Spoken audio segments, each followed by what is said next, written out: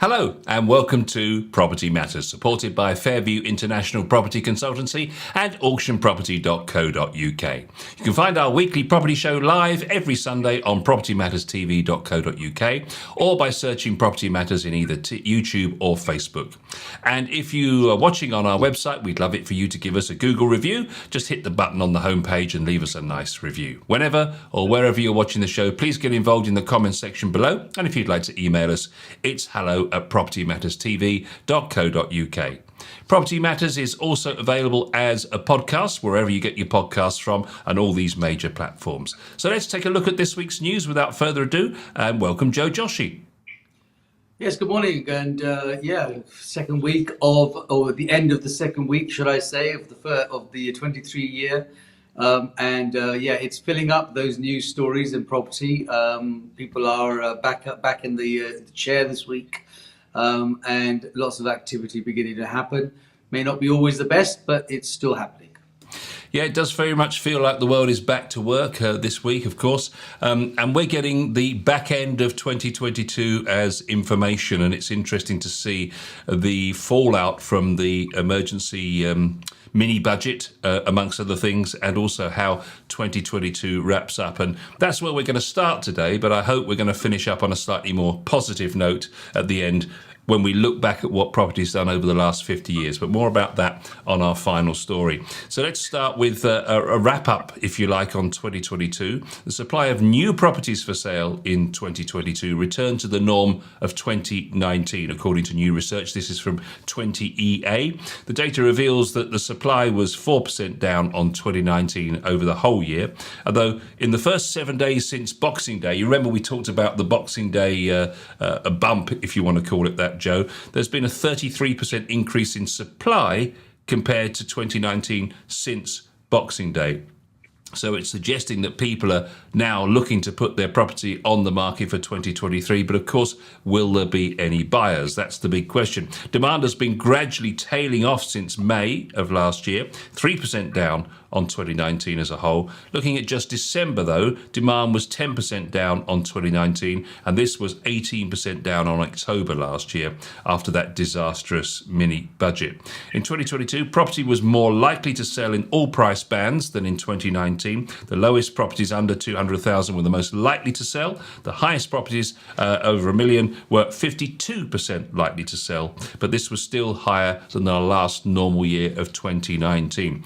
So it's interesting to see that things were relatively, up until about May, relatively straightforward and level pegging, if you want to call it that, Joe. But then suddenly it's all started to fall off a cliff, and then the mini budget pretty much put the dagger in the rest of the year, for want of a better phrase. Is that how you see it? Yes, I mean, literally then, Paul, everything started to sort of go pear-shaped, as they would say. And that's why there is probably a more readily available supply of more property. Coming since that sort of that Boxing Day bumper time that happens on Rightmove, perhaps people sort of start to look and think whether they're going to move for the next year and what they're going to be planning for 2023. And yes, more and more properties became available for a number of reasons. I think probably people realised that they'd got the best prices that they did maybe the year before, and now they were at their sort of top end and trying to achieve the best that they could going forward in 2023. So stock became more available. Lending, as you know, has become a little bit more challenging since the cost of living is really the I suppose the elephant in the room, or the unexpected area that we have now found ourselves in, because that is really the interest rate part, Paul. As far as I'm concerned, most people kind of, at some stage in its life in expectancy journey, knew that it was going to come to a point where it would go up to, as it is at 3.54, whatever the limit's going to be, because it was so low for such a long time. But I think the bit that we just didn't bargain for at all, and I can say that from a personal point of view, because I know that we probably, and I'm sure you can relate to that, you never probably adjusted your direct debit mandates or your standing orders for your electric, your gas, and all that kind of stuff for like years on. It just kind of went out and you just didn't really think of it. And then boom, all of a sudden, a little explosion, and not did it. So it was a massive explosion. You started paying. I mean, I don't know, sometimes twice, three times, maybe even up to four times more than what you were putting on those things. And that sort of double bubble between the mortgage and the cost of living has really knocked us all for, I wouldn't even say six, probably knocked us for 10, because we just didn't bargain for that kind of surge in cost going out against the incomes that we're all earning. So, and that combined with the availability now is going to obviously unfold a new story. Yeah, it's fair to say that we've been hit from both sides, haven't we? Because we've had the whammy of the interest rate going up so fast over consecutive months, but also the cost of living crisis as well, with prices rising. And I must say that I've probably submitted more meter readings in the last 12 months than I've done in the last 30 years, because you just don't want to get an estimate in there, and particularly when they seem to want to put your direct debit up even when you're actually on track, which is a rather crafty way of just collecting more cash, in my opinion. But anyway, back to the story. Average asking prices in 2022 rose by 8.5%. So in actual fact, over the year, it's still been a reasonable year. I mean, prices have gone at 8.5%. That's not bad. It's 31,500 on the average asking price of 404,000. That was in December 2022. It did fall, though, 2% in that month. Prices are likely to fall this year, even by 10 and 15%. If they fell that much, they'd be still on pre-pandemic levels. And the average time to sell, which is the time measured in the lag of days between the instruction date and the first agreed sale, that figure in December 2022, half of all properties sold in 35 days. This was slightly longer than November, but more importantly, it's still, interestingly, 27% lower than the 48 days it took in December 2019. So we sit here moaning about the conveyancing system, but actually houses were selling in November by 29 days, 35 in December, and yet it was 45 2 years ago. Yes, I mean, the speed came along because everybody had the time and the wish and the want and the will to go out there and buy, and so. But I mean, if you actually relate it to just ordinary move, it is a very slow process, because the conveyancing system does take its time to get through there. But when during the pandemic, and of course later, when people's desires were to move as quickly as possible, because of health reasons, because they decided that there was an opportunity to move and make the best and get best value for inner city properties, and go and buy something out in the country, the race for space, as we called it. All of those things started pushing the timescale to be a bit quicker. But what that actually says and shows, really, Paul, is that if somebody wants to do something quick, they can do it. It's not the case they can't do it. It's just that the snail trail starts to work when people sort of think, oh well, I'll just take my time on it, and that's what makes the whole system slow.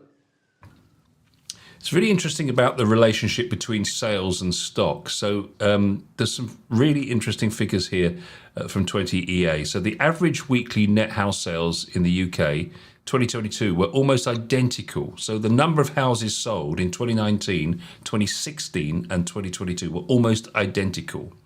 Obviously with 2020 and 21, you take those out being exceptional. So 22, 19 and 16 all had identical years for sales. But of course, early in the part of last year, where we're still dealing with all of the back end of all the situation with the stamp duty holiday and so on, the number of properties, the volume of properties for sale was at an all-time low. For sale stock had recently started to rise since Boxing Day, but we're still 100,000 homes short in terms of stock than what the normal levels of 2019 were. So the volume of properties with in-flight transactions is currently 380,000, but we're 100,000 down on stock in the first place, even though we're selling the same number of homes as we did in 2016 and 2019. Fascinating. Yes, and the stock will change very dramatically very shortly, especially with sort of the new build stuff, because whilst we've had second-hand stock that might have come up, the new builds have been really slowed by a number of factors, and one of those factors is supply of material and the cost of material. I'm speaking to a number of developers who are, just finding it hard to actually get the amount of material, the basic material, to commence the site. But moreover, the cost of it is gone, sky high. So because that supply is now really tough to get, I think you'll find that there'll be even a slower range of new builds coming through, which means that that divide of stock available to stock that is, not coming to the market will actually widen much, much wider as the year goes on, I think. Yeah, it's interesting that they're predicting that new instructions will remain sluggish and subside by just over 3% on 2022. And we're expecting to see 1.5 million instructions in 2023. Sales STC, so sales subject to contract, will fall by around 18% on 2022, which is quite alarming to see. Numbers of the due to the cost of living crisis. And we'll also see just over 1,008,000 SSTCs.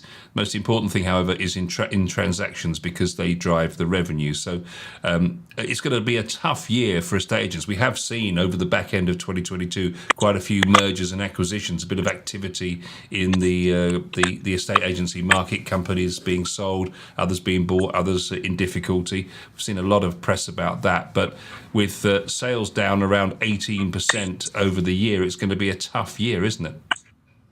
Oh, I mean, I'll be honest with you. At this time of the juncture of life, being an estate agent is going to be an extremely challenging situation. Primarily because all of the above. The stock is one, funding is another, buyers' apathy because they're not sure what they can get. They can't borrow as much as they used to be able to borrow because of the prices. And of course, because of the interest rates gone up, and to top it all, these, cost of living, i.e., the utility costs that have gone up as well. So there's a whole barrage of goodies that are in the bag that are now going to make it harder for the sales, and all come in at the same time. It would be slightly different if it was sort of, phased in for this and phased in for that. And when you look back and look at the stamp duty holiday, and of course the help to buy schemes that helped those people, and the deposits were coming in and so forth, all of those have all gone in a heartbeat. So it's going to be an extremely challenging time. I'm getting a lot of conversation from people where really what they're going to do is probably park their selves for the next 12, 18 months, potentially 2 years, and probably go and rent.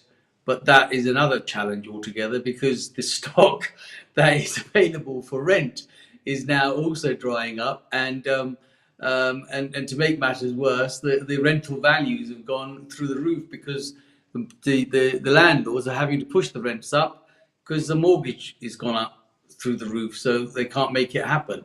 So it's not going to be a very smooth ride for the next, certainly, I think, another sort of 12, 18 months, Paul. Yeah, just to put these figures into context, transactions have been 1.2 million every year from 2014 to 2019. So we've always had 1.2 million transactions. They're looking at just on 1.1 million for 2023. So the figures are going to be lower by about 100,000 transactions, which is, a significant amount of revenue for agents to lose.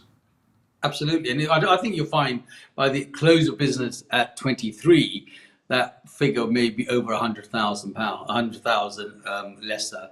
I think you'll find that there'll be quite a lot less that's going to go on for a number of reasons that are probably still looming. Statistics this week are coming through where properties that potentially where people are in arrears or cannot make up the shortfall of the uplift in the mortgage cost from when they were doing is risen quite high. So the pressure is on in every possible way at this moment in time. So let's just look at affordability, and this isn't a particularly great story to tell either, I'm afraid.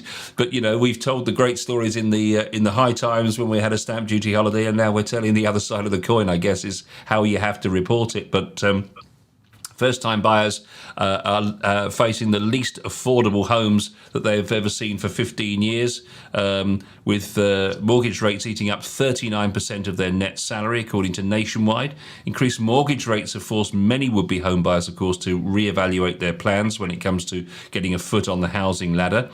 First-time buyers are now facing levels last seen in the run-up to the financial crisis. For an average first-time buyer with a 20% deposit and a mortgage rate of 5.5%, the payments will make up around 39% of their take-home pay.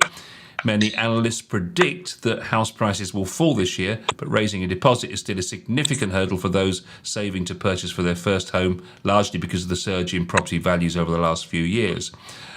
It's interesting, isn't it? Because I also read something in The Economist this week, Joe, that says that basically the situation with people who were expecting to buy a property with rates at around 1, 2, 3%, whatever, that they now with rates at 5.5% or 6%, their spending power is about 30% lower, 30 to 33% lower. So in other words, they can afford a property that's 30% less in value than they thought they could. So let's just say they were looking for a property that's 300,000. They can now only afford a property that's about 200,000. So that's a huge difference, isn't it?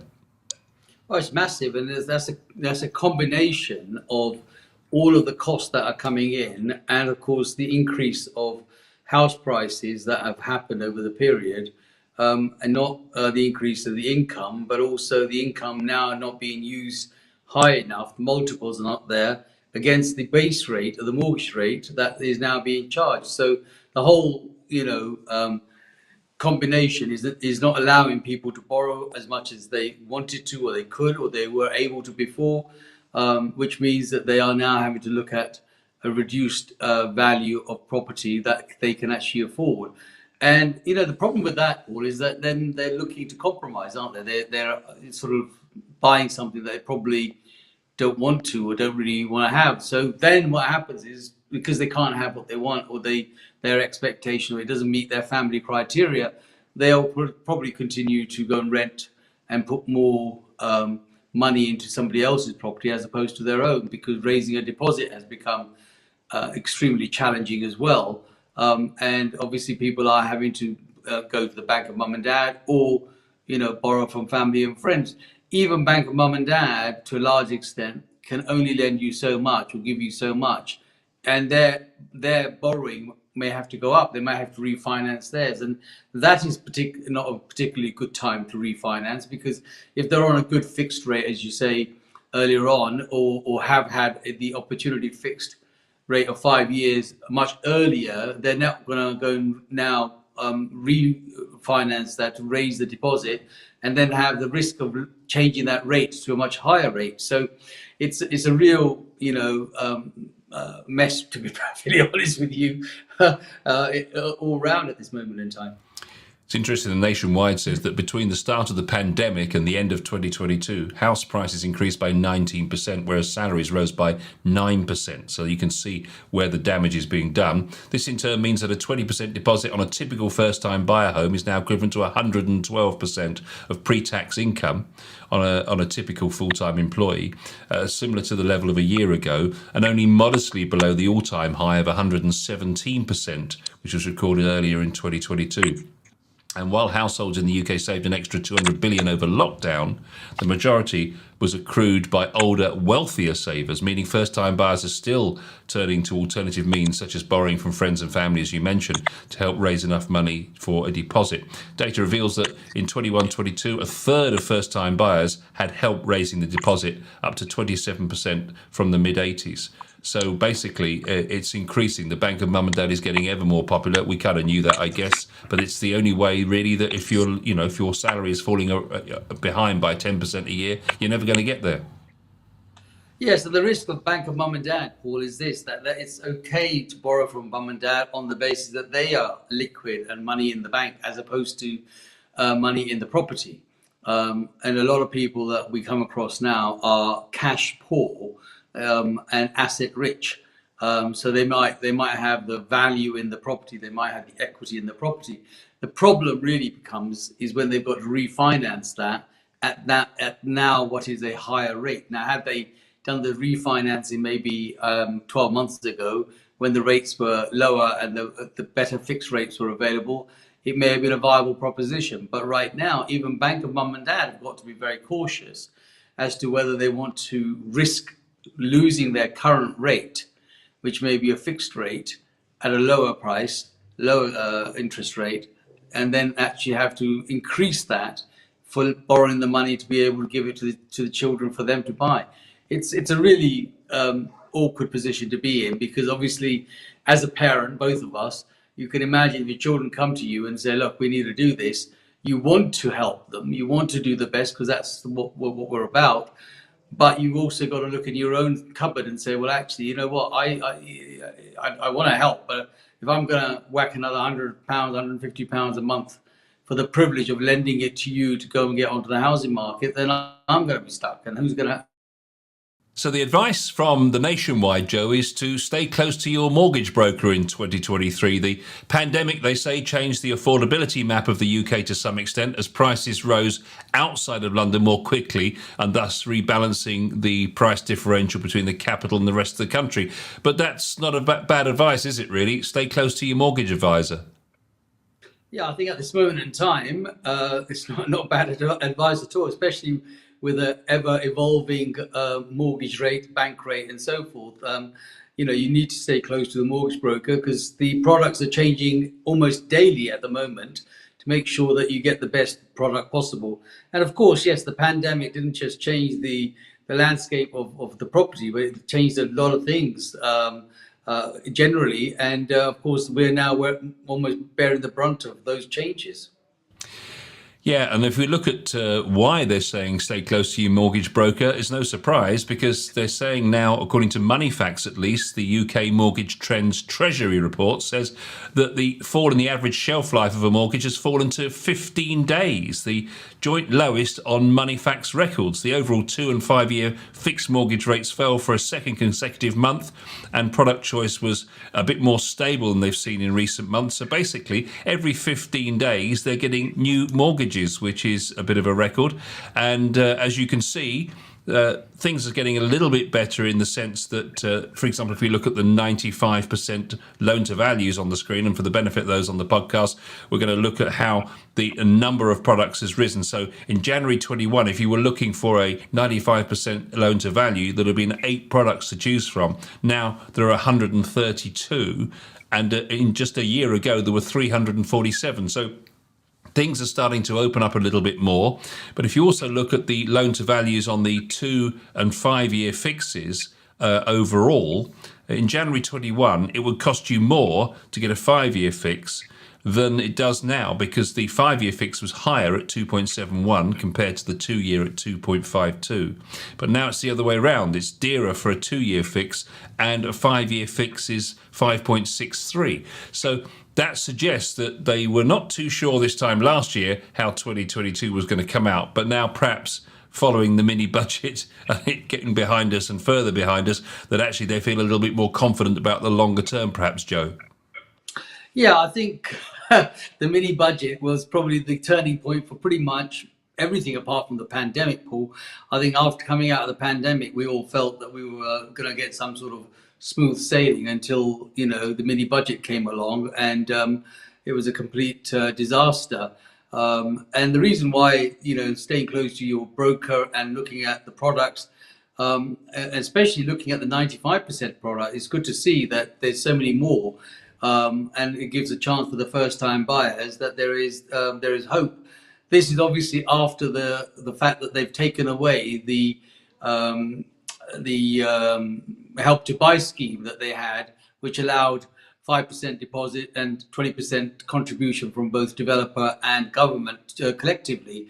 So at least they're trying to sort of stimulate the market. But the problem we have really is the uncertainty of the interest rate at this moment in time, which is why there is disparity in the 2 year fixed and the 5 year fixed. In fact, there are, I think, better rates being offered on 2 year fixed, because they're not sure how long or when they're going to change that, than the 5 years.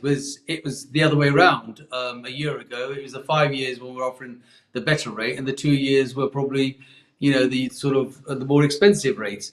So yeah, I think in general you'll find that staying close to your broker is going to be very, very important.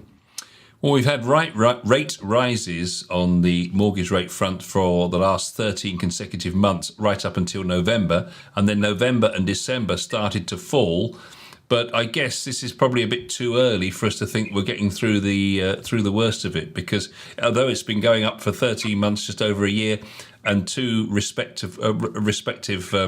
consecutive, rather, is what I'm looking for, two consecutive falls suggests that we might have gone past the worst of it. But it looks like there might be more to come. Not least the fact that they're talking about a bank rate rise in the base rate next month. Yeah, there's no way that we're out of this, and it would be foolhardy of us to think that it's going the right way for us. It's not. It's going to go wrong before it's going to go right, and that's part of the reason that they've actually reduced the time span for any potential offer that sits on the table, which is why it's 15 days as opposed to what used to be 3 months at one stage, because they knew that they could have that sort of longevity. But right now, everything's on a short string. You just don't know when it's going to change. And that's part of the reason that the flexibility has to be there, and the rates that are now are likely to go up. We've already had wind in the marketplace that is probably going to be another 0.25%, potentially another 0.5%, to take it up to 4% from the 3.5% that we are at the moment. And that then changes everyone's dynamics. All the costs change, the mortgage rates change. And in some cases, Paul, people are not double, but even quadruple the amount they were paying only not even 5-6 months ago. It's really going to be a challenging time for homeowners. Indeed. And the Bank of England base rate, of course, fell in December, and the average revert to rate or standard variable rate climbed as well in that month at 6.64%. The rate is now the highest on Moneyfacts record since November 2008. And the gap between the average 2-year fixed rate from 2 years ago, 2.52, and the current average SVR continues to expand, a difference of 4.12%. So it is making affordability, as we said earlier, very much more expensive. People can afford to borrow less because the power of what they can afford to pay for has fallen thanks to the interest rate. And of course, the price rises over the last years, what do we say, 19%, I think it is, since the pandemic. It's just closing people's capacity to be able to buy. Yeah, I mean, that will probably readjust itself in terms of correction over this next period. And that will it's currently a buyer's market. So if the buyer has the ability to perform a sale and an exchange and get through it, then there's no better time to buy than the present. And perhaps over the next 6 months, I'm hopeful that we see a change in the wind probably in the next 6-7 months, potentially the next year, depending on how things go. But it's not over just yet. We still got quite a long way to go until we get out of this. Indeed. And moving on to the house building side of things, because we've been talking about the fact that we just don't meet our targets on house building. The storm clouds are just as dark there as they are over the affordability area that we've just been talking about. This in from Persimmon Homes in the last couple of days. Persimmon have warned that failing property sales on the back of higher mortgage costs and the wider economic slowdown are hampering their plans. They plan to develop fewer homes after seeing a notable fall towards the end of last year. They said that the existing sales of homes had dropped by more than 36% in the last year, and that 23 will be a year beset by a weak economy. And weaker consumer demand in the second half of 22 resulted in sales dropping from 1.6 billion to just 1 billion in the final 3 months of the year. So yeah, a third down on their sales. And they're talking about the absence of the Help to Buy scheme, as you mentioned, and the increase in rates, meaning that the monthly cash cost of mortgage payments for some first-time buyers has approximately doubled over the past year, which is compounded by limited availability of high loan-to-value mortgages. So not only are they not able to afford them anymore, the products at 95% aren't there for first-time buyers. Yes, and I can see where Persimmon Homes are going to go with this, and majority of the big developers are obviously conscious that because they're are tougher to get sales, they are not going to be building at the same speed and at the same level at this moment in time. To actually make things even worse, the cost of building is going up as well, and has gone up quite dramatically. So they're going to be cautious. There is a sort of a situation that occurs out of that, and that is that it's already clear that there is a shortage of homes generally for people. But if they don't build the new ones at the pace that they perhaps were a few years ago, then there's going to be a shortage of new properties coming to the market, and that in itself will probably start to create that that situation of where the supply and the demand situation comes in. The demand will become positive and higher. The supply will become limited, but that will put the rental market into a frenzy as well, because there's not going to be enough properties to rent either.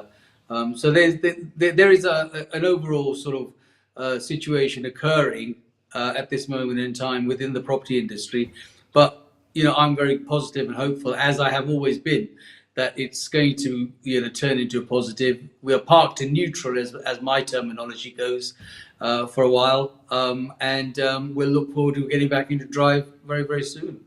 Yeah, Persimmon Homes are not alone. Barratt, I think one of the country's biggest builders, is saying that they've seen a marked slowdown in the UK housing market over the past 6 months on the back of political and economic uncertainty and rising mortgage rates, which make homes less affordable.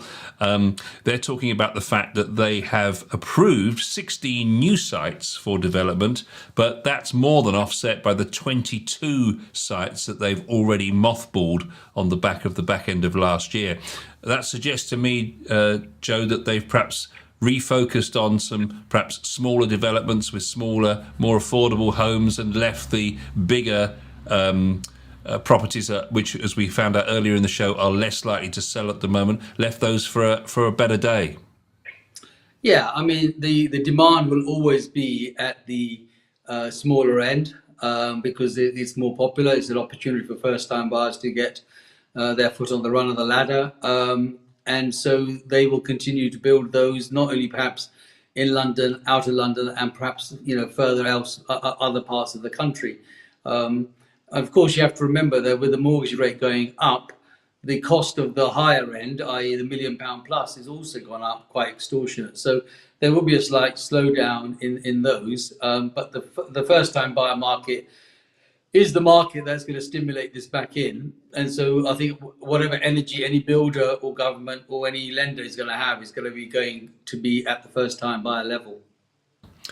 Yeah, they say that they're going to build around 1,000 less homes. That's the outcome of all of this. They're not hiring any new staff, and they're approving less projects. But many people commenting on this story suggesting that they're battening down the hatches, but actually because they've got a very, very healthy balance sheet, that they will see this through, of course, and that they will come back fitter and leaner. So we will see how that develops. But it's not all good news in the new builds either at the moment. But we do have a little bit of positive news to end on, as we love to try and do on Property Matters. And that is this story here. Research reveals rarity of annual highest price dips. So property still represents a low risk investment despite predictions of market turbulence. Real estate platform Easy Money has insisted, with its research showing house price falling in only 4 years of the last half century. So you'll be pleased that they've underlined what you've always said on Property Matters, Joe. Easy Money analysed historic UK house prices data from the Land Registry going back over the last 5 decades and found 46 years out of 50 had registered positive growth. There you are. There you are. You see, I've always said we've not gone into reverse that often. We've always either parked in neutral or been in drive. And I go back to my little comment that when I started this 42 years ago, my first house was sold at 34,950, and the same house is now worth around 650, 700,000. So, it's not all doom and gloom. It's just a little pit stop we're having at this moment in time. The neutral is in, and I'm sure we're looking forward to getting into the drive. And, and this will be just another chapter in our history of property. 50 years and 4 times is actually not bad at all, really. That just goes to show that the best investment that you'll ever make is in a home. It's fascinating to look at when the biggest gains and biggest losses are. I'll just take you through. Maybe we can reminisce a little bit, Joe. The largest among the 4 years of decline came in the wake of the 2007-8 financial crisis, not surprisingly. In January 2008, the average house price was 185,700. By the end of that year, it had fallen to 160,900, which is a fall of just over 13% in 12 months. Other notable declines came following the financial downturn in 92, when house prices fell by 5.8% between January and December.